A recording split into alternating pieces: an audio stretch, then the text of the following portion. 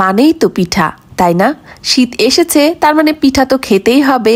আর এই পিঠা খাওয়ার জন্য আজকে আমরা কোথায় গেলাম জানেন? আজকে আমরা গেলাম রাজশাহী ইউনিভার্সিটিতে।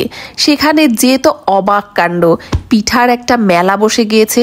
সবাই একেবারে পিঠা খাওয়ার জন্য হুমড়ি খেয়ে পড়েছে। আর এই পিঠার মেলা দেখে আমি তো অবাক, এত সুন্দর মেলা হচ্ছে আর আমি জানি না। তবে জানতে পেরেই চলে এসেছি পিঠা মেলায়। আর এখানে এসে দেখলাম বিভিন্ন পদের পিঠা। আর এই পিঠা কিন্তু শীত ছাড়া ভালো লাগে না, তাই না?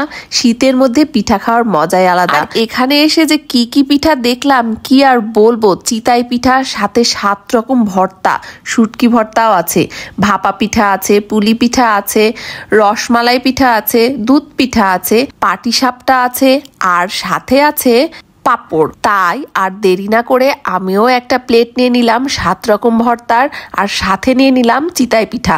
প্লেটটা দেখেই তো আমার একেবারে লাল পড়ে যাচ্ছে। আর চিতাইগুলো দেখেন কত বড় বড়।